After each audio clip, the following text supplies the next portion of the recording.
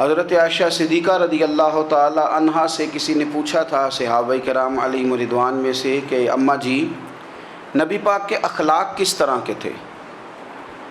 تو فرمانے لگی قرآن مجید ہی رسول پاک کے اخلاق ہیں۔ اور پھر حضرت عائشہ صدیقہ رضی اللہ تعالیٰ عنہ اس شخص سے کہنے لگیں چاہے تو سورہ مومنون پڑھ لو۔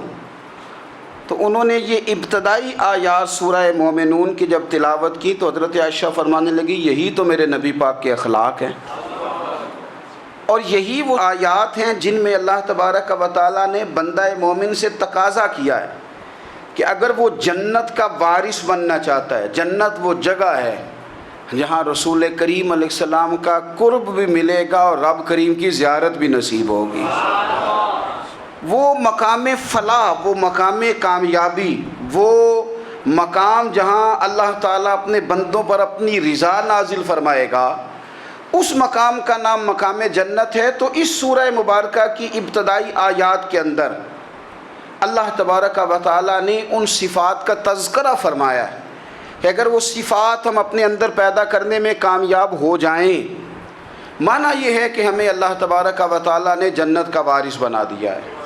بڑے غور کے ساتھ سورہ مومنون کی ان ابتدائی آیات پر غور کرنا چاہیے۔ رب فرماتا ہے قد افلح المؤمنون، تحقیق مومن کامیاب ہو گئے۔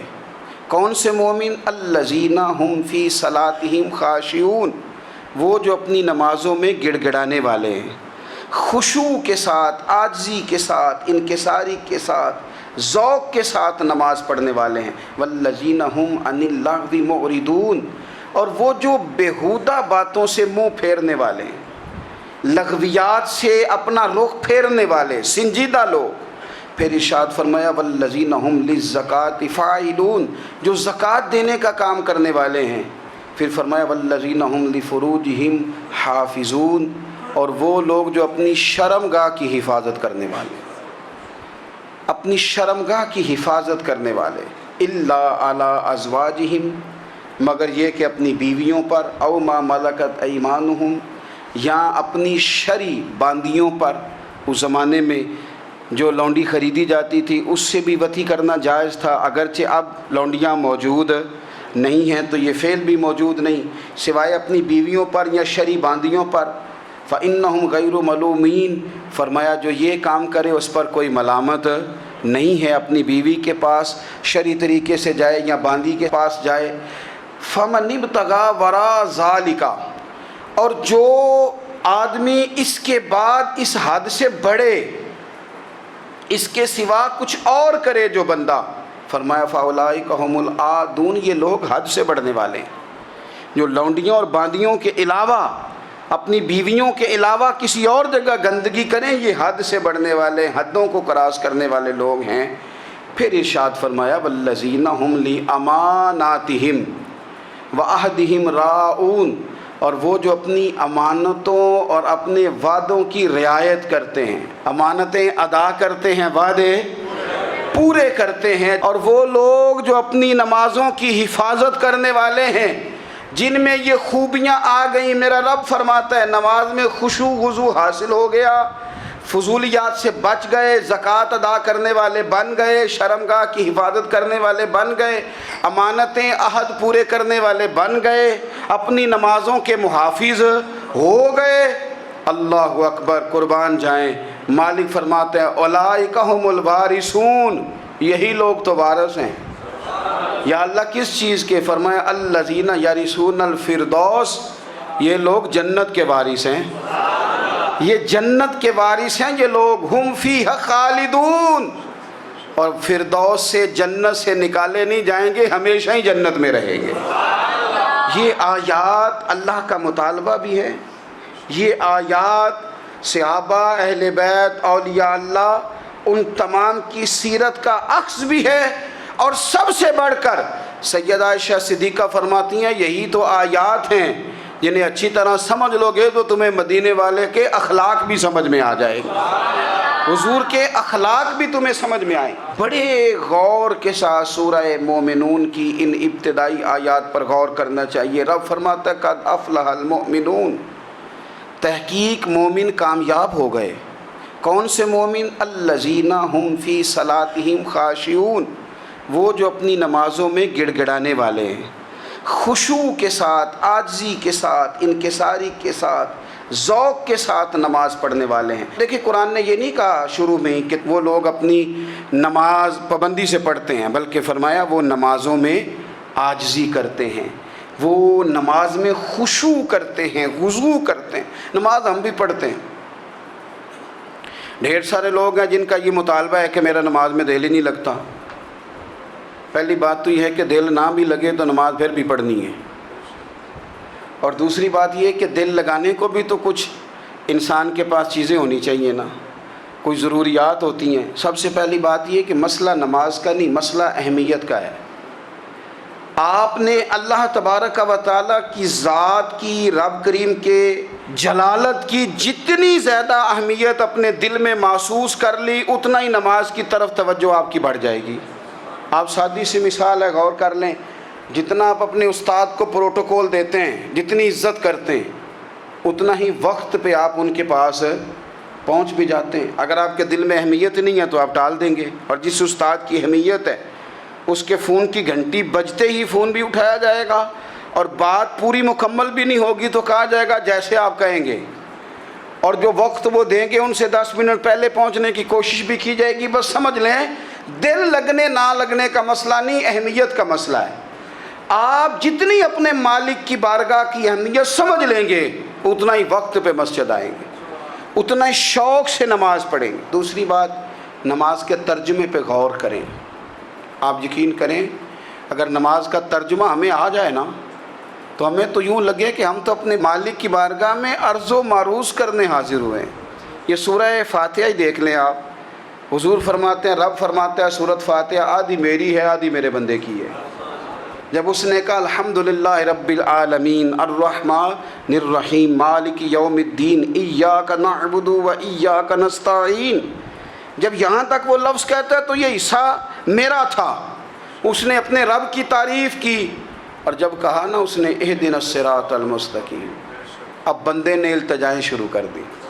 اس نے کہا کہ مالک بھی تو ہے، رحمان بھی تو ہے، رحیم بھی تو ہے، عبادت بھی تیری کرتے ہیں تو مدد بھی تو تجھی سے مانگنی ہے نا، اب مہربانی فرمانا اہدنا الصراط المستقیم، ہمیں سیدھا راستہ دکھا دے، صراط الذین انعمت علیہم، ان لوگوں کا راستہ دکھانا جن پر تو نے انعام کیا ہے، غیر المغضوب علیہم ولا الضالین، ان کے راستے پہ نہ چلانا جن پر تیرا غضب ہوا، جو گمراہ ہو گئے ان کے راستے۔ تو نماز میں جب ترجمے پر آپ کا غور ہوتا ہے تو آپ کا تو دل خود بخود لگ جاتا ہے، شوق بڑھ جاتا ہے آپ کا۔ تو اتنی چیزیں ہم زندگی میں یاد کرتے ہیں، تو اگر ترجمہ بھی نماز کا یاد کر لیں اور پھر شوق سے پڑھیں تو آپ یقین کریں طبیعت کھنچی چلی آئے گی۔ ہمارے یہاں کچھ لوگ نماز پڑھتے ہیں پر بڑی لاپرواہی سے پڑھتے ہیں، کبھی ادھر دیکھتے ہیں کبھی ادھر دیکھتے ہیں، کبھی بال سہلاتے ہیں۔ وہ میں نے دیکھا ہے سجدے جا رہے ہیں تو سیانے سیانے بندے کبھی کپڑے کو چھیڑ رہے ہیں کبھی جگہ کو چھیڑ رہے ہیں۔ میرے نبی کریم صلی اللہ تعالیٰ علیہ وسلم نے فرمایا ان لوگوں کا کیا حال ہے جو اپنی نماز میں نظریں آسمان کی طرف اٹھاتے ہیں، رکوع سے اٹھے تو اوپر دیکھنا شروع کر دیا، کیا حال ہے ان کا۔ اور پھر حضور نے ایک موقع پر تو سختی فرمائی، فرمایا جو نماز پڑھتے اپنی نظریں آسمان کی طرف اٹھاتا ہے وہ باز آ جائے، ورنہ ایسا نہ ہو کہ رب اس کی آنکھیں ہی چھین لے، وہ باز آ جائے اس کام سے۔ خشوع کے ساتھ نماز پڑھے، عاجزی کے ساتھ نماز پڑھے، اس کا دل لگا ہوا ہو نماز کے اندر۔ میرے نبی پاک صلی اللہ تعالیٰ علیہ وآلہ وسلم کے غلام حضرت انس بن مالک رضی اللہ تعالیٰ عنہ فرماتے ہیں کہ رسول پاک صلی اللہ علیہ وسلم نے مجھ سے فرمایا تھا کہ بیٹے نماز میں ادھر ادھر دیکھنے سے بچو، کیونکہ فرمایا نماز میں ادھر ادھر توجہ کرنا یہ بندے کو ہلاک کر دیتا ہے، ہلاکت ہے اس میں اگر تم نے ادھر ادھر توجہ ہوگی۔ نماز تم مالک کی بارگاہ میں کھڑے ہو اور تم دیکھ ادھر ادھر رہے ہو، تو ایک تو نماز عاجزی کے ساتھ۔ پھر فرمایا والذین ہم عن اللغو معرضون، وہ لوگ جو فضول باتوں سے، لغویات سے اپنا منہ پھیر لیتے ہیں، فضولیات سے۔ ہمارے ہاں نا بہت سارے لوگ ایسے ہیں جو بلا وجہ ان چیزوں میں دلچسپی لیتے ہیں جو ان کے مطلب کی نہیں ہے، ان کے مطلب کی مطلب آپ کسی سے ملیں کہتے ہیں کیا حال ہے؟ ٹھیک ہے جی۔ بچوں کا کیا حال ہے؟ ٹھیک ہے۔ بچے کتنے ہیں؟ تو بھئی آپ کو جب پتہ ہی نہیں تھا کتنے ہیں تو حال کیوں پوچھا آپ نے؟ آپ کرتے کیا ہیں؟ آپ کا بڑا بھائی کیا کرتا ہے؟ چھوٹا بھائی کیا کرتا ہے؟ ابا جی کیا کرتے ہیں؟ بھئی آپ کے مطلب کی بات نہیں، آپ مطلب کی مقصد کی بات کریں، بے مقصد باتوں میں الجھنے کی ضرورت نہیں ہے۔ دیکھیں، اپنا ادارہ میں چلاتا ہوں، اپنا گھر آپ چلاتے ہیں، اپنی ڈیوٹی آپ کرتے ہیں، آپ کو زیادہ بہتر پتہ ہے کہ آپ اپنا گھر کیسے چلا رہے ہیں، مجھے زیادہ بہتر پتہ ہے کہ میں مدرسہ مسجد، مجھے زیادہ بہتر پتہ ہے اس کے اندر کون سی اصطلاح کس طرح کرنی ہے، یہ مجھ سے زیادہ بہتر کوئی بندہ جانتا نہیں۔ اب ہم کیا کرتے ہیں، جب ہم دوسرے کے کام میں مداخلت کرتے ہیں تو دو نقصان ہوتے ہیں، ایک تو اس کے ساتھ ہمارا رائے کا اختلاف ہو جاتا ہے، اور دوسرا ہمارے اپنے بہت سارے کام رہ جاتے ہیں، کیونکہ ہماری توجہ ہی دوسرے کی جانب تھی، اپنے بڑے سارے کام رہ جاتے ہیں۔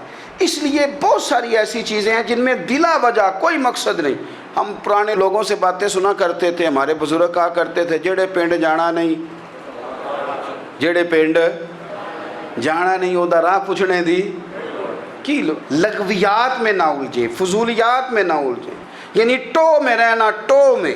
آپ یقین کریں، میں نے پرسنلی طور پہ اس چیز کو محسوس کیا ہے کہ ہمارے بہت سارے اہم حقوق صرف اس لیے مس ہوتے ہیں کہ ہماری اپنے سے زیادہ توجہ سامنے والے پہ ہوتی، سامنے والے۔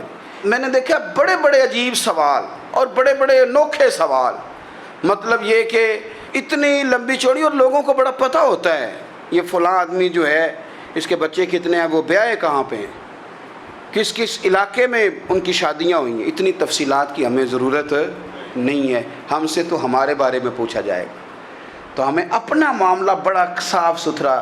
دیکھیں کیا سونی بات کی مدینے والے رسول نے، قربان جائیں حضور کے جملوں پر۔ ایک شخص نے پوچھا حضور سونا اسلام کون سا ہے، خوبصورت مسلمان کون ہے؟ تو نبی پاک صلی اللہ علیہ وسلم نے فرمایا وہ خوبصورت مسلمان ہے جو بات اس کے مقصد کی نہیں، بے معنی ہے، وہ بات وہ چھوڑ دے۔ بے مقصد باتوں سے الجھنا جو بندہ چھوڑ دے وہ مسلمان بڑا سونا مسلمان ہے۔ ہم کمزور اس لیے ہوتے ہیں کہ ہماری توجہ زیادہ دوسروں کی باتوں پر پڑتی ہے۔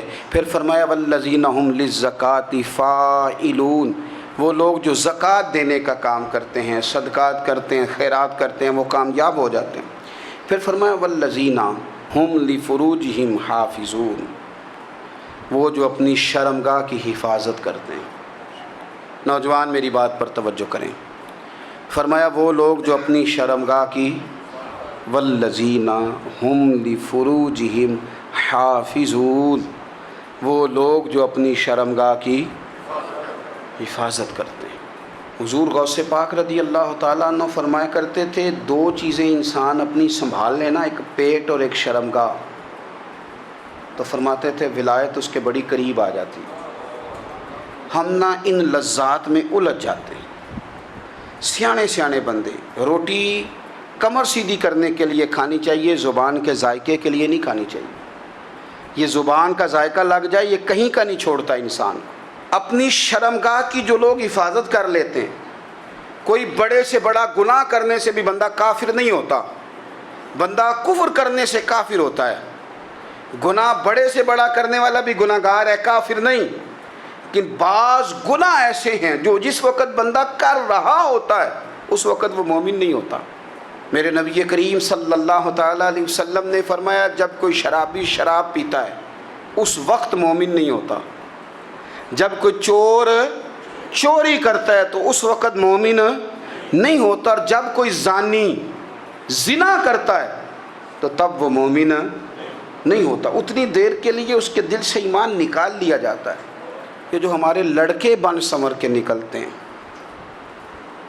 یہ جو میک اپ کا خرچہ لڑکیوں کے برابر لڑکوں کا ہوتا جا رہا ہے، یہ جو لڑکے بھی رات کو چہرے پر کریم لگا کر کے سوتے ہیں، یہ بتا سکتے ہیں کہ مقاصد کیا ہے؟ بتا سکتے ہیں؟ یعنی بچے بھی بغیر شیمپو کے بال نہیں دھوتے، مثلا کیا کرنا ہے آپ نے اس کا؟ بڑی بڑی قیمتی چیزیں جو ہیں وہ آپ نے رکھی ہوئی ہیں، مقصد کیا ہے؟ یہ جو ہمارے بچے بن سنور کے نکل رہے ہیں تو کیا دعوت دے رہے ہیں سوسائٹی کو؟ شارٹ نکرے پہن کے جو نکلے ہوئے ہیں اریاں لباس پہن کے نکلے ہوئے. اقبال نے کہا تھا دیار مشرق ہوس میں غلطاں، شباب اریاں شراب اسیاں، جسے بھی دیکھو غری کے اسیاں. ہم ایسی تہذیب کیا کریں گے؟ شباب اریاں، تم نے اپنی جوانی ننگی کر ڈالی ہے ساری معاذ اللہ. کن مقاصد کے لیے؟ میں وہ اعداد و شمار بتا نہیں سکتا. ہمارے ہاں گاند سستا ہو گیا ہے، لوگوں نے گناہ تک پہنچنا آسان بنا دیا ہے. آپ دیکھ لیں گندگی دروازے پہ اور گند موبائل میں. کیسے بچائیں ان بچوں کو؟ کیا کریں؟ کلیجے پھٹتے ہیں. کبھی باتیں سوچتے ہیں تو سوچتے ہیں آنے والی نسل کو کہاں لے جائیں، کہاں چھپائیں، کیا ایسا کریں کہ یہ بچ جائیں. خدا را قربان جائیں حضرت عثمان غنی پر. مصنف ابن ابی شیبہ میں صحابہ فرماتے ہیں حضرت عثمان غنی نا بڑے مالدار تھے. مال آتا ہے تو لوگ عیاش نہیں ہو جاتے، مال آتا ہے تو لوگوں کی خواہشات بہت بڑھ نہیں جاتی. بڑے مالدار تھے، مالدار بھی تھے اور سونے بھی بڑے تھے. حضرت اسامہ بن زید کہتے ہیں میں نے زندگی میں اتنا سونا بندہ نہیں دیکھا جتنے حضرت عثمان غنی خوبصورت تھے. پیسہ بھی حسن بھی، لیکن فرماتے ہیں کہ حضرت عثمان غنی سب سے بڑھ کر اپنی شرمگاہ کی حفاظت کرنے والے اور سب سے بڑھ کر صلہ رحمی کرنے والے، رشتہ داروں سے اچھا سلوک کرنے والے، حیا والے، شرم والے، پاکیزگی والے. آپ کا ذہن ہے، آپ صبح اٹھتے ہی ذہن بنا لیں کہ میں نے آج اتنا سبق پڑھنا ہے، آج اتنی تفسیر دیکھنی ہے، اتنی عبادت کرنی ہے، فلانی نعت میں نے دیکھنی ہے، فلاں خیر کا کام کرنا ہے، فلاں آدمی کے ساتھ نیکی کرنی ہے. صبح ذہن بنا لیں، آپ کا ذہن وہی کام کرنے لگے گا. لیکن اگر صبح اٹھتے ہی ذہن میں گندگی ہے، رات کو سوتے ہی معاذ اللہ ذہن میں وسوسے ہیں، تو پھر سارا دن وہی چکی چلے گی، وہی انداز رہے گا. تھوڑا سا آپ کو اس کی نگرانی کرنی ہے. تھوڑا سا فحاشی عریانی یہ تیزی سے پھیل رہی ہے، تیزی سے گندگی لوگ کشید کر کے لاتے ہیں. اور حیا کا مطلب صرف اتنا ہی نہیں ہے آپ زنا اور بدکاری سے بچیں، آپ اپنی زبان کو بھی حیا والا بنائیں. کوئی کچا کمزور جملہ، گندی بات، گالی کبھی بھی زبان پہ نہ آئے.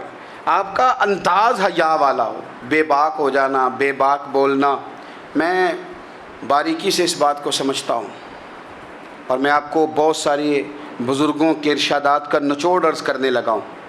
آپ اپنا ذہن صاف کر لیں، آپ کے بہت سارے کام ویسے ہی صحیح ہو جائیں گے. کیونکہ ہمارے دین کے اندر زیادہ اجر نیتوں اور ارادوں پہ ملتا ہے.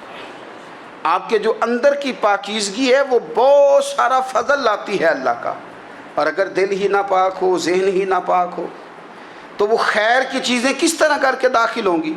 اپنی شرمگاہ کی قربان جائیں. نوجوانوں ذرا غور کرنا، میرے نبی کریم صلی اللہ تعالیٰ علیہ وسلم کے بارے میں حضرت عائشہ صدیقہ فرماتی ہیں کہ عرب کی کنواری لڑکیاں بڑی حیا والی ہوتی تھیں، لیکن اللہ کے پیارے رسول صلی اللہ علیہ وسلم عرب کی کنواری لڑکیوں سے بھی بڑھ کر حیا والے تھے. یہ ہمارے بچے مذاق میں ہمیں کئی دفعہ کہتے ہیں شادی کرا دو، شوگل میں کہہ دیتے، ابا کو کہہ دیتے ہیں، ابا کو نہیں منہ پہ آ کے کہہ دیتے ہیں، کہتے ہیں یہ بڑا بھائی مصیبت بن گیا، یہ ہٹے گا تمہاری باری آئے گی. آپ کچھ ایسی باتیں کر رہے ہیں، کچھ ایسے انداز آپ اختیار کر رہے ہیں جو وزادار لوگ کرتے نہیں. شرم و حیا سے وہ چیزیں ڈھل جاتی ہیں جو باتیں ہمارے بچوں کی زبانوں پر بے باکی کے ساتھ آنے لگی ہیں. اور میں آپ کو ایک عقلی بات عرض کرتا ہوں، آپ اپنی زبان سے جو جملے خود ادا کرتے ہیں وہ جملے آپ کے دل پر بھی اثر کرتے ہیں. اگر آپ غلط بات بار بار کریں گے تو آپ کا دل بھی غلط بات کی طرف مائل ہو جائے گا. آپ 10 بار 15 بار 20 بار کوئی خیر کی بات کریں، خیر کی، تو آپ دیکھیں گے آپ کا دل بھی خیر کی طرف مائل ہو جائے گا. آپ خیر کی باتوں پر اپنے آپ کو لائیں، اچھی باتوں پر اپنی توجہ لائیں، آپ کا دل بھی اچھائی کی طرف مائل ہو جائے گا. کفل کا ایک واقعہ ترمذی میں ملتا ہے. ایک شخص کفل نام کا تھا بنی اسرائیل میں. ایک عورت مجبور تھی، اس کے بچے بھوکے تھے، تو کفل نے اسے مائل کر لیا کہ تو میرے ساتھ گناہ کرے گی تو پھر میں تیرے بچوں کی روٹی تجھے دوں گا. تو وہ عورت پہلے تو بیچاری نہ مانی، لیکن بچوں کی بھوک دیکھ کے مجبور ہو گئی. جب کفل کے قریب گئی نا وہ عورت، اس نے دروازے سارے بند کر لیے. ترمذی شریف میں اس کا واقعہ موجود ہے. چاروں جانب سے بند ہو گیا سارا کچھ. لیکن جب وہ کفل کہتا ہے میں اس بی بی کے پاس جانے لگا تو عورت کا وجود کانپتا تھا. جس بندے کو گناہ کی طرف جاتے اس کی طبیعت میں ہیجان پیدا ہو تو معنی یہ ہے کہ ابھی ذہن پورا غلیظ نہیں ہوا, ابھی طبیعت پوری گندی نہیں ہوئی, ابھی ایمان کی بہت ساری قسمیں موجود ہیں, عورت کا وجود کانپتا ہے. تو کفل کہتے ہیں کہ میں نے اسے کہا کہ سارے دروازے باندھ دیں, ڈرتی کیوں ہے؟ تو کہنے لگی ڈرتی اس لیے ہوں کہ سارے دروازے بند نہیں ہوتے, ایک دروازہ کھلا ہے اور وہ دروازہ رب قدیر کا دروازہ ہے, اسے کیسے بند کیا جا سکتا ہے؟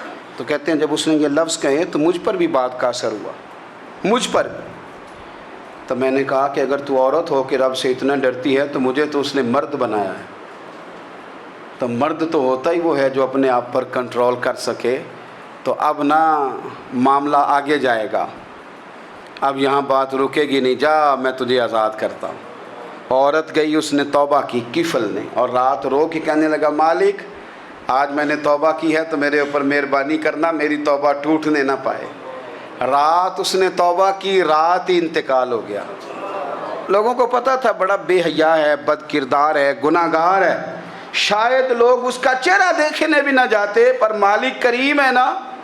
حضور فرماتے ہیں سویرے اس کے دروازے پہ لکھ دیا اللہ نے, لوگوں رب نے کفل کے سارے گناہ معاف کر دیے ہیں, اس کے دروازے پہ لکھ دیا گیا.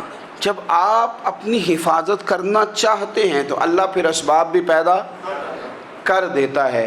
اپنی شرمگاہ کی, اپنی نظر کی آپ خوب حفاظت کریں. اور میں آپ کو ایک بات عرض کروں, ایک بندے کے باحیا ہو جانے سے نا, ایک بندے کے ٹھیک ہو جانے سے اس کے دائیں بائیں بے شمار لوگ ٹھیک ہو جاتے ہیں. نہ چاہتے ہوئے بھی آپ کی نیکی کا اثر آپ کے دوستوں پہ پڑتا ہے, نہ چاہتے ہوئے. اور ایک بندے کے بگڑ جانے سے اس کے دائیں بائیں بہت سارے لوگ بگڑ جاتے ہیں, بہت سارے لوگ بگڑ جاتے ہیں. آپ اگر اپنے لب و لہجے پر یہ پابندی لگا سکیں اور اپنے آپ کو اگر آپ سنبھال سکیں تو پھر یاد رکھیے گا بڑی ساری چیزیں بہتر ہو جائیں گی. کچھ چیزیں ایسی ہوتی ہیں جو ہم نہ فراخ دلی سے بانٹتے ہیں, اور کچھ چیزیں ایسی ہوتی ہیں جو مجبور ہو کر ہم دیتے ہیں. کئی دفعہ ایسا ہوتا ہے کہ سامنے والا کچھ زیادہ تکلیف میں ہوتا ہے اور ہمارے پاس بھی وسعت نہیں ہوتی, لیکن زیادہ اجر اسی بندے کو ملتا ہے جو تھوڑی تکلیف برداشت کرے اور سامنے والے کی تکلیف کو دور کرے. مدینہ منورہ میں نا قحط پڑ گیا تھا, غلہ نہیں ملتا تھا, تو قحط کے زمانے میں لوگ نا پھر چیزوں کو مہنگا کر کے بیچتے ہیں. ہمارے ہاں ایک طرف چینی کی لائنیں لگی ہوتی ہیں اور دوسری دفعہ چھاپا پڑتا ہے, پورے کے پورے گودام بھرے ہوئے نکل آتے ہیں. لوگ مصنوعی قلت پیدا کر دیتے ہیں. حضرت عمر فاروق رضی اللہ تعالیٰ عنہ کے زمانہ نور میں قحط پڑ گیا تھا, گندم کا دانہ اس طرح ہو گیا تھا جس طرح سونا ہے. سیدنا عثمان غنی رضی اللہ تعالیٰ عنہ کے نا بہت سارے اونٹ غلے کے بھرے ہوئے مصر سے آئے, اور لگتا یوں ہے کہ وہ شخص آپ ہی کو غلہ دیتا تھا, کسی اور کو دیتا بھی نہیں تھا, جو اونٹ بھر کے اس نے دیے. تو مدینہ منورہ کے اندر جب وہ مال پہنچا نا, آپ کو بتانا یہ چاہ رہا ہوں کہ ساری تجارت بندوں سے نہیں کرنی چاہیے, کچھ اللہ سے بھی کرنی چاہیے. رب سے جو بندہ تجارت کرتا ہے وہ بڑا کامیاب ہوتا ہے. وہ غلے سے بھرے ہوئے اونٹ آپ کے پہنچ گئے تو تاجر آئے, انہوں نے آگے کہا عثمان ہم کھول کے نہیں دیکھتے کہ اندر مٹی ہے کہ سونا ہے, اور یہ بھی نہیں پوچھتے آپ نے کتنے کا خریدا ہے, آپ کی زبان پر اعتبار ہے. آپ نے جتنے کا مال لیا ہے نا ہم ڈبل دیتے ہیں, آپ ہمیں دے دیں. آپ فرمانے لگے نہیں مجھے زیادہ نفع ملتا ہے. انہوں نے کہا 2 گنا, فرمایا نہیں زیادہ ملتا ہے. کہا 3 گنا, فرمایا زیادہ ملتا ہے. وہ کہنے لگے اس سے زیادہ تو کوئی تاجر ہے ہی نہیں جو زیادہ دے. فرمایا بس مجھے ملتا ہے نا. کہا کتنا ملتا ہے؟ فرمانے لگے لگتا ہے کہ اگر وہ تاجر زیادہ کرم نوازی کرے تو 700 گنا تو دے گا ہی, اور باقی کریم ہے. انہوں نے کہا جی نہیں اتنا نہیں ہم دے سکتے, پھر آپ بیچ لیں. یہ بات ہی سمجھ میں نہیں آتی. لوگ چلے گئے تو حضرت عثمان غنی مال اٹھا کے مسجد کے دروازے پہ لے گئے, جا کے کہنے لگے اے عمر اعلان کر دیں جس غریب کو گندم کی ضرورت ہے, آسانی کے دور میں نہیں دقت کے دور میں, جب لوگوں کو مل نہیں رہی چیز, جس کو ضرورت ہے وہ آئے اور آ کے لے جائے۔ جب جناب عثمان غنی کے اس غلے کا اعلان ہوا تو تاجروں کو اب مسئلہ سمجھ میں آیا کہ یہ 700 گنا کو بندہ نہیں دے رہا، یہ رب کریم عطا فرما رہا ہے۔ میرے عزیز، کچھ سودے رب کے ساتھ بھی کریں۔ اگر کوئی بڑا ضرورت مند دروازے پہ آ جائے نا تو پھر اپنا نفع نقصان نہیں سوچنا، پھر تو رب کے ساتھ تجارت کرنی ہے۔ ضرورت مند کی ضرورت کا لحاظ کرنا، یہ نہ مسلمانوں کے ایک دوسرے کے قریب کرے گا۔ ہم کون ہوتے ہیں کسی کی حاجت پوری کرنے والے، ضرورت پوری کرنے والے؟